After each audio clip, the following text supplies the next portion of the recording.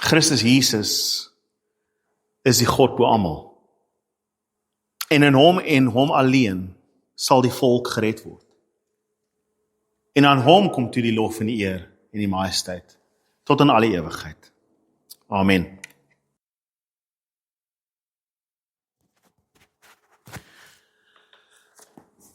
Julle kan slank vir my blaai na Romeine hoofstuk 9. En as daar nou een hoofstuk is waaroor ek die bangste is om te preek, is dit hy. Romeine 9 is seker een van die hoofstukke in die Bybel wat deur verskeie groepe geëien word as hulle hoofstuk. Mense wat oorlog toe sal gaan oor wat in hierdie hoofstuk aangaan. Mense wat mekaar sal doodmaak oor wat in hierdie hoofstuk aangaan. Dit is in die eerste kant baie moeilik om te verstaan, want Paulus spring na 'n klomp dinge toe, en hy raak aan 'n klomp dinge in hierdie gedeelte. En terselfdertyd, vir my, is dit die eenvoudigste as jy hom net lees soos wat hy is. Ek dink baie mense wil te veel in hom lees, baie mense haal te veel dinge daaruit, en dit is gevaarlik. Dit is nie te sê dat ek reg is nie, soos wat ek al voorheen gesê het, julle hoef nie saam met my te stem oor wat ek miskien sê in Romeine 9 nie, maar ek is reg, julle sal dit eendag uitvind. Eendag as julle by die Here kom, dan kan julle hom vra, dan sal hy sê, ek het jou gesê, Rudolf is reg. Maar dit is hoe baie mense partykeer Romeine 9, 10 en 11 lees. Is hulle dink dat die manier hoe hulle hom lees, is die enigste manier hoe hom kan lees, en ek wil daardie versigtige standpunt inneem om te sê, kom ons wag, dat die Here vir ons sê wat reg is, aan die einde van alles. Maar ons kan wel uit hierdie hoofstukke groot waarde leer. En so vanmôre se fokus gaan net wees op die eerste 5 verse as die fondasie van hoofstuk 9, 10 en 11 wat ons in die volgende paar weke gaan deurwerk. En ek dink as ons terugkom na hoofstuk 9 vers 1 tot 5, wanneer ons deur mekaar raak later, dan sal ons op 'n veilige plek wees. Ek dink as jy hierdie 5 verse vat en dit vashou, dink ek is jy veilig. As jy laat gaan van hierdie 5 verse, mag die Here genade oor jou siel hê, en mag dit goed gaan met jou en jou kinders. Want dit is moeilik. Dit is regtig moeilik. En nou het ek al die waarskuwing gegee, kom ons lees, en kom ons vra die Here se wysheid. Romeine 9 vers 1 tot 5. Ek praat die waarheid in Christus, ja, ek lieg nie. En my gewete, deur die werking van die Heilige Gees, getuig teenoor my dat ek in my hart onsaglike droefheid en 'n onophoudelike pyn ervaar. Ek sou inderdaad wou bid om self vervloek te wees, verwyder van Christus in belang van my broers, my volksgenote na die liggaam. Hulle is Israeliete. Aan hulle behoort die aanneming tot kinders, die heerlikheid, die verbonde, die wetgewing, die tempeldiens en die beloftes.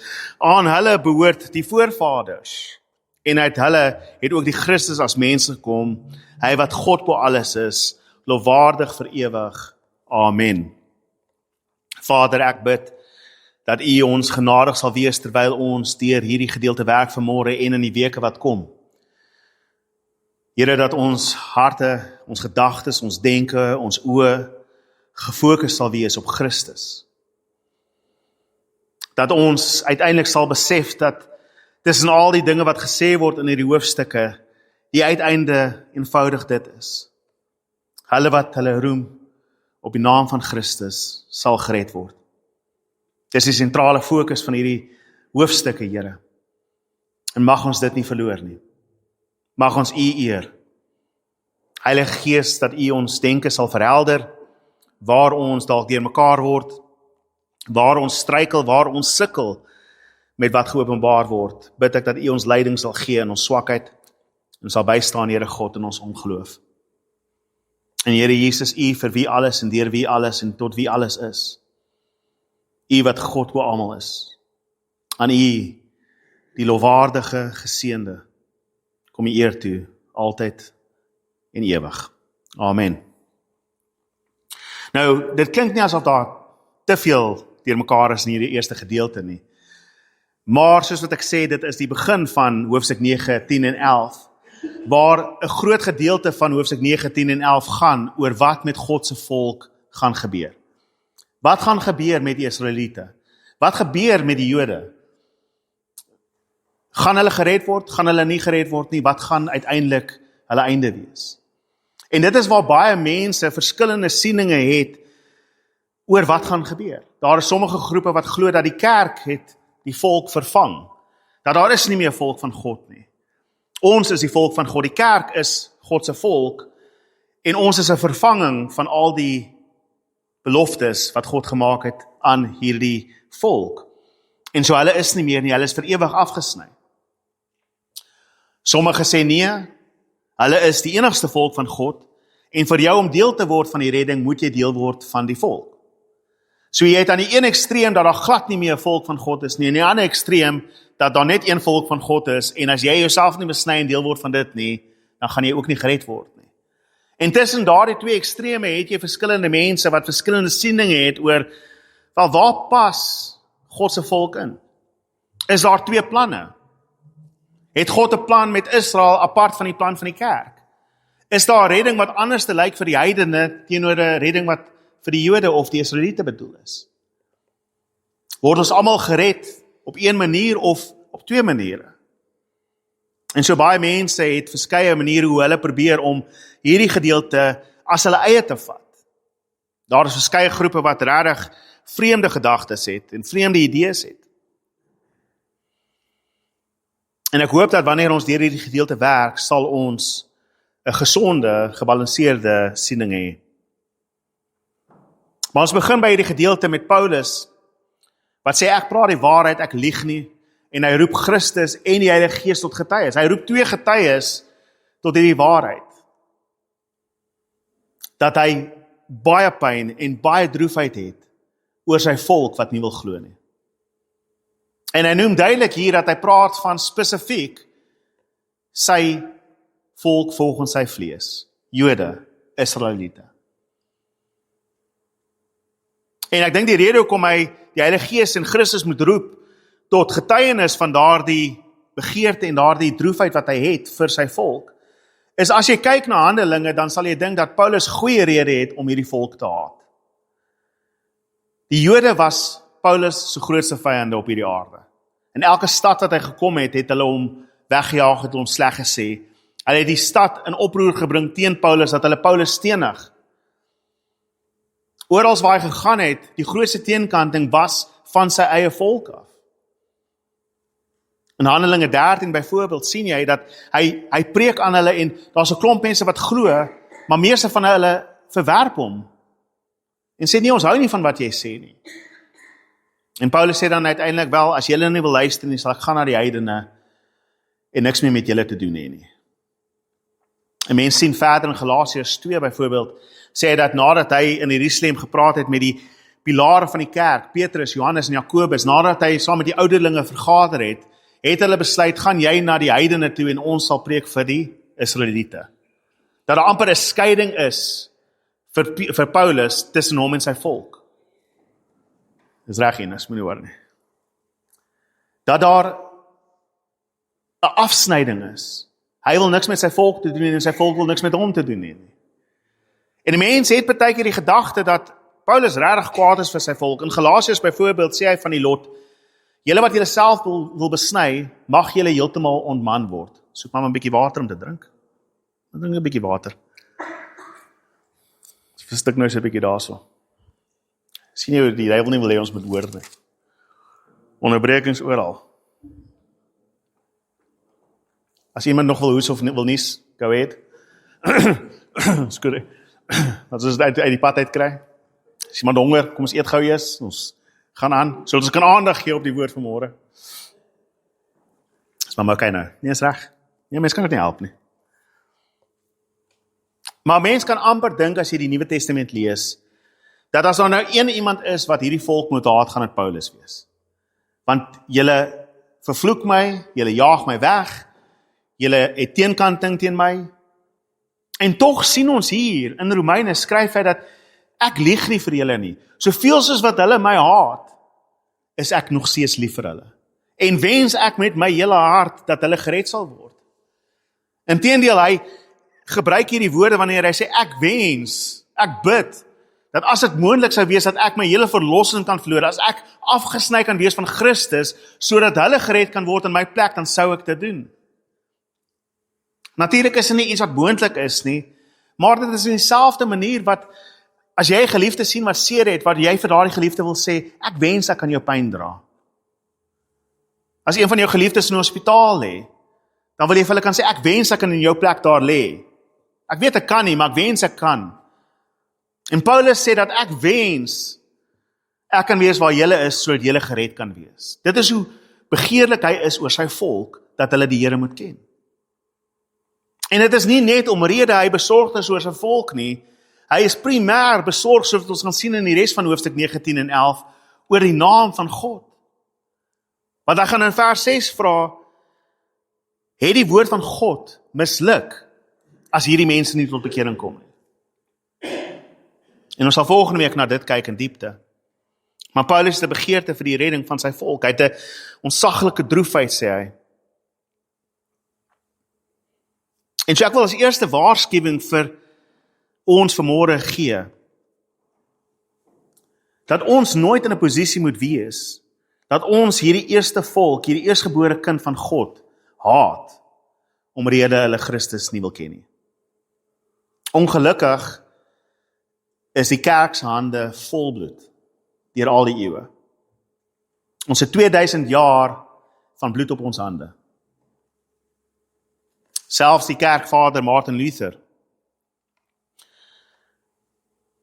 in sy ongeveer 25 tot 30 jaar se prediking, in die eerste 15 jaar, was hy lief vir die Jode. Hy het gepreek vir hulle, hy het die mense aangemoedig en sê, evangeliseer aan hulle. Ons moet hierdie volk van God terugroep, Christus kom tog uit hulle uit.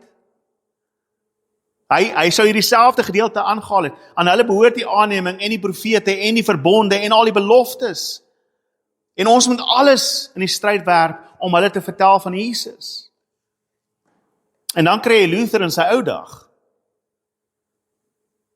wat opdrag gee dat die sinagoges afgebrand moet word, skole verbrand moet word, al hulle eiendom van hulle ontneem moet word, en dat hulle uit die land uitgegooi moet word, en as hulle nie uit wil gaan nie, moet hulle harde arbeid doen. Hoe kom jy van, kom ons wees lief vir hulle, na ek haat julle met 'n haat wat nie geblus kan word nie. Inteendeel, die laaste 4 preke van Luther in sy lewe was teen die Jode gewees. En dit gebeur wanneer ons toelaat dat 'n bietjie bitterheid in ons hart suur word. En dit is wat met Luther gebeur het. En ja, hy het wonderlike dinge vir ons gebring met die hervorming. Ja, hy het mooi goeders geskryf, maar hy was so verblind deur die haat aan die einde van sy lewe, dat as jy net die laaste paar jaar van hom vat, wil jy glad nie na hom luister nie. Ongelukkig is daar klomp kerke wat na hom geluister het, en dit is waar ons die Tweede Wêreldoorlog en al daai dinge in ons gekry het. Hy is nie alleen nie, daar is klomp ander mense. Justin Martin in die 2de eeu, weer eens. Hy het geglo dat Christen die volk vervang het, dat die besnydenis 'n teken is van hulle afvalligheid en dat hulle hel toe gaan. Daar is geen kans vir redding vir hulle nie. Hy was verseker daarvan.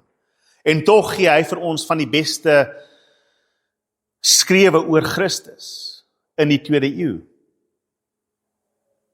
Maar hy kon die volk van God nie verdraai het nie. Ander kerkvaders het dieselfde pad gestap. En vandag, as jy net ongelukkig in die verkeerde gedeelte van die internet jouself bevind, dan vind jy mense wat so haatlik is teenoor God se volk. Christene, ek kan verstaan as die wêreld te laat, maar Christene, kerke, wat sal sê dat die enigste goeie Jood is 'n dooie Jood. En dit is verstommend, dat jy hierdie woord kan lees, wat ons hier lees, en nog steeds vashou aan dit. En so, as 'n eerste waarskuwing, Paulus wat absoluut rede kon gehad het, om niks met hierdie mense te doen wou gehad het nie, sê dat ek wens ek kon in hulle plek sterf, sodat hulle gered kan word. En so hy begeer vir hulle verlossing. In Romeine 3 vers 1, wat ons 'n paar weke terug paar maande terug gelees het Paulus die vraag gevra, wat is die voordeel van die Jood? Julle sal onthou die eerste 3 hoofstukke het gegaan oor, jy weet, die Jode glo hulle het die wet en hulle het al daardie dinge, maar dit beteken niks vir hulle nie. Hulle gaan nie verlos word daardeur. Vir die heidene, wat het ons? En dan vra hy in hoofstuk 3 vers 1, en hy sê, wat is die voordeel van die Jood? Wat se nut is die besnydenis? En hy antwoord in daardie gedeelte, hy sê, baie in elke opsig, daar is 'n voordeel wat hulle het. In die eerste plek dat hulle die woord van God ontvang het, en dan stop hy om verder enigiets anders te sê buiten dit. Maar hier in hoofstuk 9 kom hy terug na daardie vraag. Wat is die voordeel vir die Jood? Aan hulle behoort die aanneming, die heerlikheid, die beloftes, die verbonde, die wet, die tempeldiens, die voorvaders, uit hulle kom die Christus. Wat 'n voordeel het hulle? Alles. Hulle het die grootste voordeel wat enige volk op hierdie aarde kan hê. En tog vra hy in die res van hoofstuk 9, maar wat het verkeerd gegaan? Hoekom glo hulle nie? Hy antwoord dit vir ons in hoofstuk 10 en 11. Vir julle ontwil is hulle harte verhard, sodat julle tot bekering kan kom. En dan sal hy hulle terugbring. En so ons kan nooit die Jood haat, omdat hy nie glo nie. Maar ons behoort soos Paulus te kan sê, ek het 'n begeerte dat julle tot redding kom. En so ons moet vashou aan dit. Hy begin in hierdie gedeelte wanneer hy sê in vers 4, hulle is Israeliete. Wat 'n stelling. Want daar is sommige mense wat glo dat die Jode eintlik nie oorspronklik Israeliete is nie. Daar is sommige mense wat selfs glo dat Jode eintlik afstammeling is van die 8ste en 9de eeu se Turkse Khazars, wat die Joodse identiteit aangeneem het en hulle self ingedring het in die Joodse gebruike.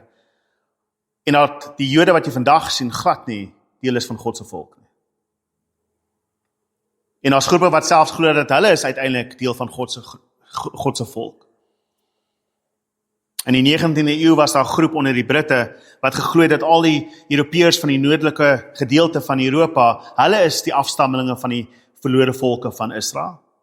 Daardie ouens wat terugkom van ballingskappe af, hulle is nie die regte volk van God nie. Nee, hulle is imposters, hulle is bedrieërs. Net die wit Europeër is 'n afstammeling van Abraham. Dan het jy die swart Hebreërs in Amerika wat glo dat nee, die mense, die swart stamme van noordelike Afrika, hulle is die regte afstammelinge van Abraham. En so jy het wit en swart wat altyd sê dat ons is die afstammeling van Abraham. Ons is die ware Israeliete. Almal behalwe die Jode is die afstammelinge. En Paulus hier met 'n paar woorde sê nee, hulle is Israeliete. En met daardie naam maak hy hulle ewig God se volk. Hulle is God se volk en hulle bly God se volk. Hulle is Israeliete. Hy gee dan vir ons 8 verskillende voordele wat hulle het. In die eerste plek sê hy dat hulle het ontvang die aanneming as kinders van God. Wat maak hulle so spesiaal? In Eksodus 4 vers 22 sê God vir Farao deur Moses: hierdie is my eersgebore seun, Israel. My eersgebore seun. Israel is die eerste en enigste bevolkingsgroep wat God sê, hierdie is my seun. Dit is my kind. Ek het hom aangeneem. Ek is sy vader. Hy is my kind. En so hulle ontvang in die eerste plek die aanneming tot kinders van God. As daar 'n volk is wat kan sê ons is kinders van God, is dit hulle. Nie omrede hulle kan roem in hulle geboortereg nie, maar omrede God het gesê het. Hierdie is my eersgebore seun Israel. Ephraim, vir wie ek lief is, sê hy by een van die profete. Inteendeel, daar is 'n profesie in Hosea 11, waar God sê, toe Israel nog 'n kind was, het ek hom lief gehad. Uit Egipte het ek my seun geroep. Dis my seun. Tussendeur alles, maak nie saak wat gebeur nie, God bly hulle vader en hulle bly sy kind. En as ons vir een oomblik sou dink dat, wel, God het hulle weggegooi as sy kind, dan moet ons wonder of ons ooit ewig in God kan staan en hom as vader kan aanroep. Want as hy sy volk kan weggooi, dan kan hy sekerlik ons ook weggooi. Dink daaraan. As God sy kind verwerp het, Israel, wat gaan hom keer om jou te verwerp? Ja, maar ek doen nie wat hulle doen nie. Nee, ons doen wat hulle doen. Ons volg ook ons eie harte. Ons aanbid ook die afgode van ons vlees, en ons begeertes, en ons eie wysheid. Ons is nie beter af as hulle nie. En so dit kan nie wees dat God hulle weggegooi het nie. Hulle is sy aangenome kinders. En ons moet dit verstaan, binne in die aanneming. Ons het dit in hoofstuk 8 gesien. Sien, daar is twee tipes aanneming. Ek dink dat ons dit net reg kry. As 'n kind altyd sy ouers verloor, dan kan die kind dalk gaan bly by een van die ouer kinders wat dalk al 'n familie het, of by 'n oom of tannie. En daardie oom of tannie maak hulle groot. Hulle is in die huis. Maar hulle is nooit reg kinders van daai oom en tannie nie. Hulle is net kinders wat groot gemaak word in die huis van die oom en tannie. Daardie oom en tannie kan daardie kind enige tyd weeshuis toestuur. Enige tyd ontslaa raak. Enige tyd sê, uit my huis uit, ek soek jou nie hier. Maar daar is die aanneming waarvan gepraat word hier, en dit is wanneer iemand geen verhouding met daardie ander het nie, en hulle aanneem, en sê, jy is myne, ten volle myne, ek gee my naam vir jou. Watter naam jy ook al gehad het voor hierdie tyd, beteken niks meer nie, jy is nou myne. Voorheen was jy dalk Maree gewees, maar nou het ek jou aangeneem en jy is Orsmond. Jy is myne. Ek plaas my naam op jou. En daar is 'n sterker aanneming daar, want ek verander jou identiteit. Jy word myne. Ek gee nie net om vir jou omdat ek moet omgee vir jou nie, ek gee om vir jou omdat ek jou gekies het, uit al die ander kinders uit wie ek kon gekies het, vat ek jou spesiaal en sê, jy is myne. En dit is wat God doen. Uit al die volke van die aarde, roep hy hierdie een volk en hy sê, julle is myne. En ek sê julle nooit weggooi nie. So aan hulle behoort die aanneming. Hy gaan verder en hy sê, aan hulle behoort die heerlikheid. Nie net het hy hulle aangeneem en gesê, julle is nou my volk, hier is 'n paar reëls nie. Nee. Hy wys sy heerlikheid vir hulle. Hulle sien hom in die wolkkolom deur die dag en in die vuurkolom deur die nag. Toe die tabernakel klaar gebou is, toe vul die heerlikheid van God die tabernakel en hulle sien die heerlikheid van God voor hulle oë. Toe die tempel gebou is, toe sien hulle dieselfde, hulle sien die heerlikheid van God verskyn. Hulle het hom gesien op die berg in al sy glorie. Aan niemand anders het God daardie heerlikheid bewys, behalwe aan daardie volk nie. Ja, hulle het nog steeds droog gemaak en 'n goue kalf gebou. Maar dit is nie God se mislukking nie, dit is hulle mislukking. Maar God het besluit om sy heerlikheid aan hulle te bewys. Geen ander volk nie. Hulle is een van die kleinste volke in die wêreld. En God het besluit om sy heerlikheid aan hulle te bewys. Nie net is hulle aangeneem nie, nie net het hulle die heerlikheid van God gesien nie. Hulle is ook die eerste ontvangers van God se verbond. God wat 'n verbond met hierdie volk sluit by Sinaï en sê, julle is my volk en ek is julle God. Vir ewig sal ek julle dra, vir ewig sal ek met julle wees.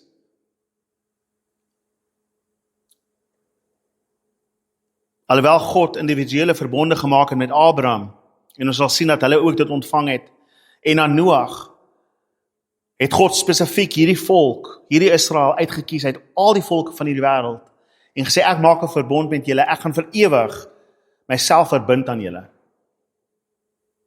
En as God 'n verbond gemaak het, trek hy dit nie terug nie. Dit gaan ons sien in Romeine 10. As God 'n verbond gemaak het, dan gaan hy dit nakom. Al misluk hulle soveel keer, of ons soveel keer.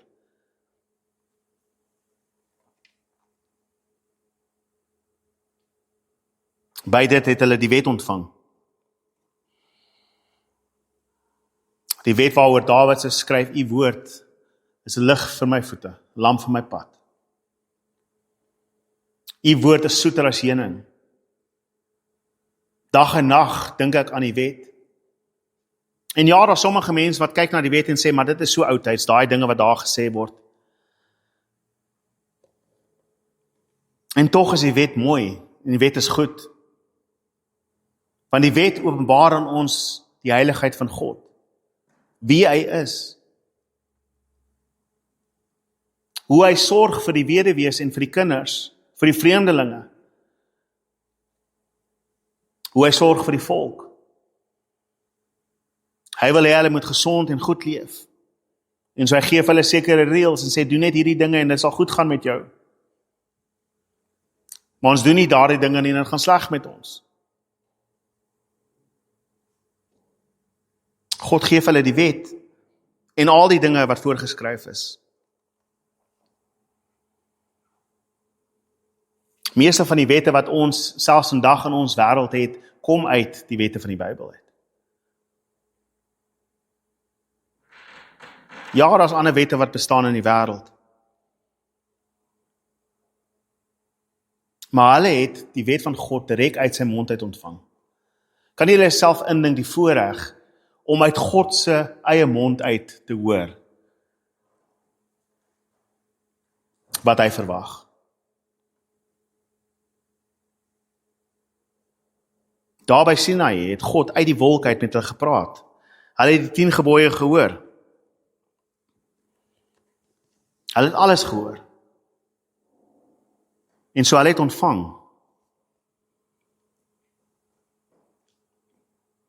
Ek dink iets wat 'n mens ook besef,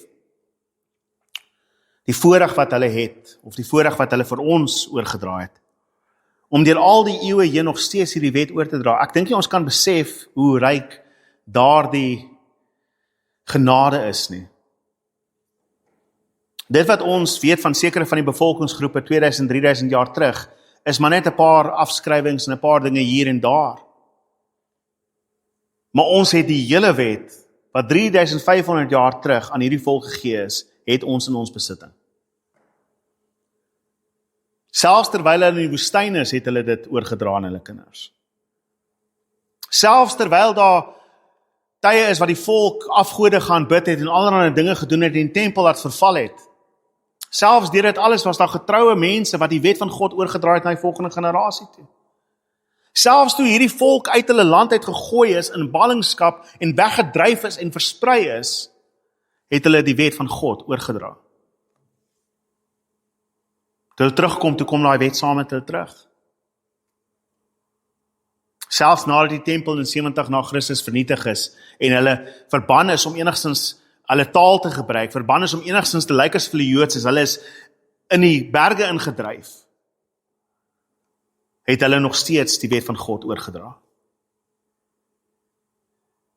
Geen ander bevolkingsgroep het dit gedoen nie. Ander bevolkingsgroepe het in gronde gegaan. Die Grieke wat jy nou ken is nie die Grieke van daai nie. Die Italianers wat jy nou ken is definitief nie die Romeine van destyds nie. Waar is die Syriërs? Waar is al die ander bevolkingsgroepe? En tog, deur duisende jare, is hierdie een volk van God, alhoewel hulle versprei is oralheen, bewaar.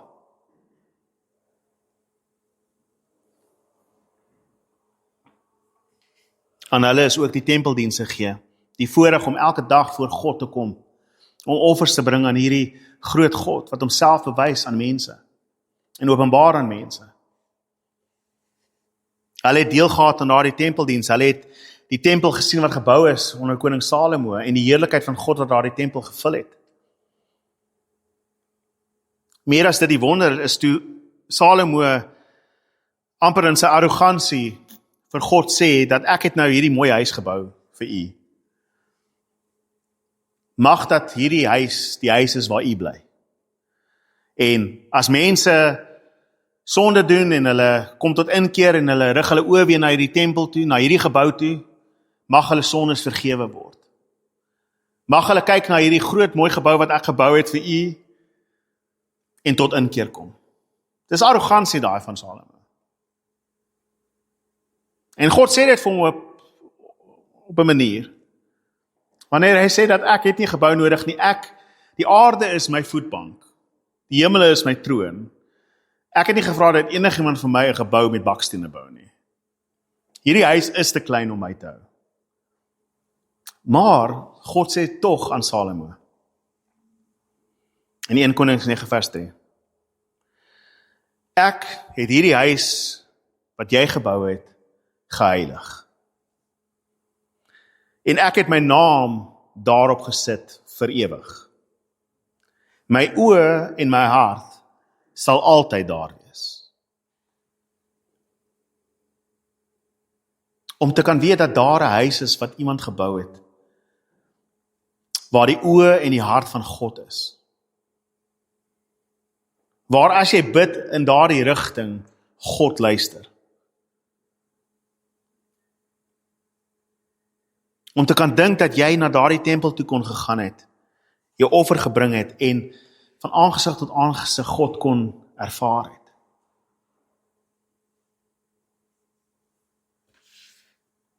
Dis 'n wonder wat hulle ontvang het.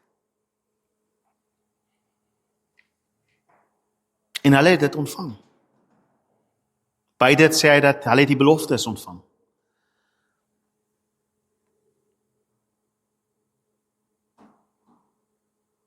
Al die beloftes wat God aan Abraham gemaak het en jou sal alle nasies geseën word. Hierdie land sal aan jou en jou kinders behoort vir ewig. Beloftes wat hy gemaak het aan koning Dawid, jy sal altyd 'n seun hê wat regeer op die troon. Beloftes wat God oor en oor aan die volk gemaak het, julle sal terugkom en julle sal my aanbid. En julle sal my ken en ek sal julle ken. Hulle het al daardie beloftes ontvang. God het aan hulle en hulle alleen daardie beloftes gegee. Dis wat Paulus hier sê, hierdie volk van God, hierdie Israeliete, hulle besit die aanneming, hulle besit die heerlikheid, hulle besit die beloftes, die verbonde, die wetgewing, die tempeldiens. Alles behoort aan hulle. En dan herhaal hy in vers 5. Ja, aan hulle behoort die voorvaders. Of die vaders, hang af hoe jy dit lees. En ek dink dit is een van die mooiste boodskappe wat in die Ou Testament ooit sal ontvang. En wat hier in die Nuwe Testament herhaal word. In hoofstuk 11 gaan ons in vers 28 lees. Wat die evangelie betref, is hulle wel vyande om julle ontwil. Maar wat die uitverkiesing betref, is hulle geliefdes om die voorvaders se ontwil. Paulus bring hierdie volk terug by een baie belangrike fokus van God se behandeling met sy volk. Dat dit is ter wille van die vaders dat hy hulle liefhet. Ter wille van die vaders dat hy omgee vir hulle. Omdat Abraham getrou was, is hy lief vir 1000 generasies na Abraham.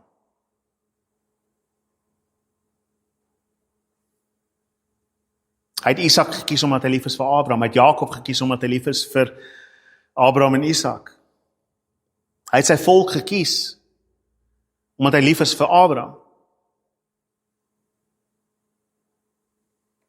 Dit is 'n teologie wat dwars deur die Ou Testament gaan. Ons sien byvoorbeeld Deuteronomium 10 vers 15. Slegs aan julle voorouers het die Here hom verbind om hulle lief te hê. Niemand anderste nie. Al die mense is op die aarde, God gaan roep vir Abraham uit sy nasie uit en sê, kom, ek gaan vir jou land gee. Abraham het nie die Here uitgesoek nie, maar die Here het hom uitgesoek. En Abraham is geregtig op sy geloof, want hy het God gevolg, maar slegs aan julle voorouers het die Here hom verbind om hulle lief te hê. En hy het hulle nageslag na hulle, gekies uit al die volke soos dit vandag nog is. Hoekom is God lief vir Israel? Omdat hy lief is vir Abraham. En gaan God ophou lief wees vir Abraham? Never in your life. Nooit nie. So hy gaan nooit nie lief wees vir die afstammeling en nageslag van Abraham nie. Wat ons in die volgende gedeelte van hoofstuk 9 volgende week gaan kyk na. Maar hy is lief vir hulle terwille van die vaders. Ek dink nog 'n mooi voorbeeld van dit, en dit is iets wat vir ons amper 'n troos kan wees. In 1 Konings 11 lees ons van Salomo en al die nonsens wat hy aangevang het. Hy het ander afgode begin aanbid. Hy het allerlei ander dinge gedoen. En die Here sê uiteindelik, ek gaan hierdie koninkryk van jou af wegruk. Maar luister hoe sê hy dit. Hy sê, ek sal beslis die koningskap van jou afskeer. En ek gaan dit vir jou dienaar gee. In jou leeftyd sal ek dit egter nie doen nie, terwille van jou vader Dawid. Soos ek gaan hierdie koninkryk vernietig. Maar omrede ek lief is vir Dawid, jou pa, gaan ek dit nie doen in jou tyd nie. Die enigste rede hoekom Salomo in die ondergang sien is omrede sy pa deur God lief gewees is. Dis al. Hy sê die hele koninkryk sal ek ook nie heeltemal wegskeer nie. Hy sê uit jou seun se hand sal ek dit wegskeer, maar nie die hele koninkryk nie. Ek sal een stam vir jou seun gee terwille van Dawid. My dienskneg, wie ek gekies het. Selfs nadat Salomo gesondig het, selfs nadat die volk in afgodediens verval het, sê God terwille van Dawid, gaan ek julle nie heeltemal weggooi nie. Elke keer sien mense in die skrif, die volk word gestraf weens hulle sonde en dan sê die Here, maar ek onthou vir Abraham. Of ek onthou vir Dawid. En terwille van hulle, gaan ek julle nog steeds red. Hoekom sal die Here dit nie doen tot aan die einde van tye nie? Terwille van Abraham, terwille van Dawid.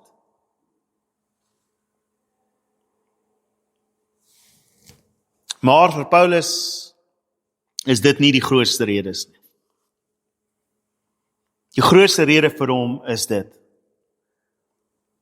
Uit hulle het Christus as mens gekom.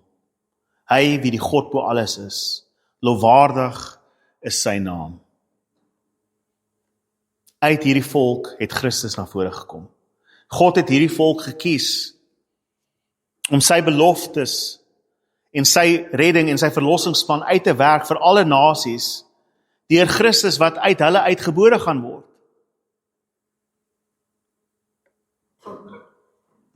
Aan hulle behoort die Christus, volgens die vlees. Hy is die seun van Dawid. Hy is die een oor wie Abraham bly geword het. Hy is die een oor wie Moses gesê, daar kom iemand, wat julle die waarheid sal gee, luister na hom. Waaroor die profete besorgd was om uit te vind, wanneer is sy dag? Wanneer gaan hierdie Christus na voorskyn kom? Wanneer gaan ons die Messias sien? Wanneer gaan ons die seun van Dawid sien sit op sy troon? Hulle wag vir hom. Hulle het uitgesien na sy dag. Ongelukkig, sê Paulus, het hulle dit gemis. Maar nie vir ewig nie. Want Christus is die sentrale punt, en dit is wat ons moet besef vanmôre. Daar sal geen Jood gered word buite Christus nie. Daar is nie 'n tweede plan nie, daar was nog net een plan. Daar was nog altyd hierdie een verlossingswerk van God. Dat deur die Christus wat uit die volk van God sou kom, gaan hy mense uit elke stam, volk, nasie en taal red, en hulle inbring en deel maak van sy volk. Ons word nie deel van die volk deur besnydenis nie, ons word deel van die volk deur Christus. Hulle word deel van die volk van God en is deel van die volk van God, nie weens die besnydenis nie, maar weens die geloof, dis Romeine 3.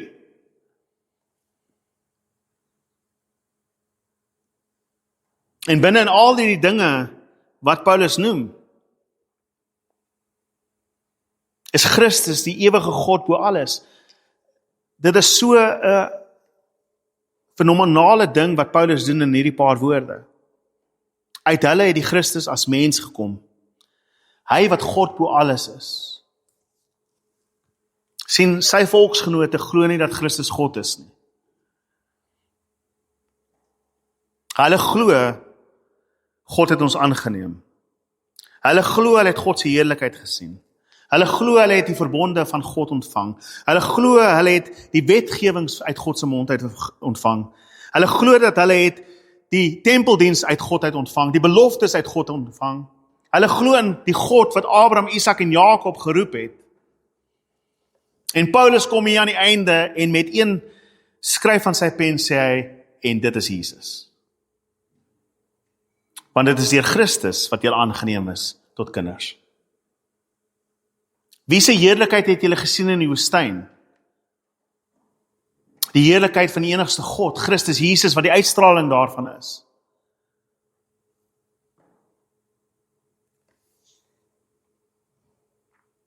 Wie het met julle verbond gesluit op Sinaï? Christus. Wie het aan julle die wet gespreek? Christus. Wie het die verbond en die beloftes aan julle gemaak? Christus.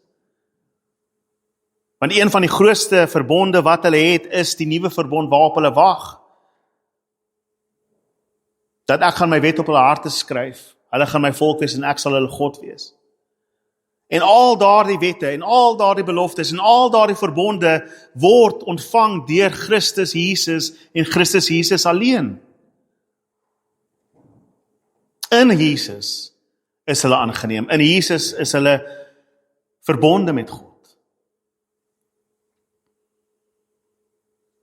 Hulle mag hom dalk nie ken as hulle God nie, maar hy is uiteindelik die God van Abraham, Isak en Jakob. Hy is die God van Dawid, volgens die Gees, en die seun van Dawid, volgens die vlees, sê hy in die begin van Romeine. Dat hulle verlosser en hulle God uit hulle gebore uit is. Galasiërs 2, 3, 4 en 5 brei baie meer daarop uit. Ek dink julle sal onthou toe ons Galasiërs gedoen het. Want hy is onder die wet gebore, sodat hy hulle kon red wat onder die wet is. Christus Jesus is die God bo almal. En in hom alleen sal die volk gered word. Nie buite hom nie, daar is nie 'n aparte plan vir hulle nie. En ons is ook nie die vervanging van hulle nie. Ons is almal deel van God se uiteindelike plan om uit elke stam, volk, nasie en taal seuns en dogters tot heerlikheid te roep, waarop hy sy naam sal plaas en wat hom sal noem Vader. En aan hom kom toe die lof en die eer en die majesteit tot in alle ewigheid. Amen. Vader, ek bid dat alles hierdie woorde partykeer deur mekaar uit my mond uit, Here God, en Here, as ons onseker is oor nog so baie dinge, dat ons dat ten minste dit sal verstaan en sal wegneem. Dat in Christus is al die beloftes en die verbonde en die wet en die tempeldiens en alles saamgebring. Alles is oor Christus en alles is vir Christus. En alles sal deur Christus verlos word. Here, mag ons altyd vashou aan daardie waarheid, dat ons dit die sentrale geloofsbelijdenis van ons geloof maak. Here, en dat ons begeerte sal wees om u volk nader te roep, en aan hulle te bewys dat Christus Jesus die God is, die Christus is wat hulle verwag het. En mag ons ook, Here, nooit opgeblaas word en hoogmoedig word en dink dat ons meer spesiaal is as hierdie volk, hierdie eersgebore volk wat deur U geroep is nie. Maar dat ons saam met hulle kinders van die Allerhoogste genoem sal word. Dat ons wat voorheen ver was, nader gebring is. En Here, dat ons altyd sal besef dat elkeen wat op die naam van die Here roep, sal gered word. Mag ons beroep op U naam en U eer en U aanbid. Ek bid die seën en die salwing oor elkeen wat hier is vanmôre. Here, mag ons gaan in U heerlikheid. Mag ons lewe as U kinders. Mag ons gehoorsaam wees aan die verbond en die wette. Here, mag ons doen wat reg en eerbaar en heilig is. En mag ons mekaar bemoedig, Here, soos die tyd minder word. Om vas te hou aan Jesus Christus ons Here. Amen en amen. Dankie broer en suster, gaan in die seën van die Here en gaan leef heilig. Amen. As iemand anders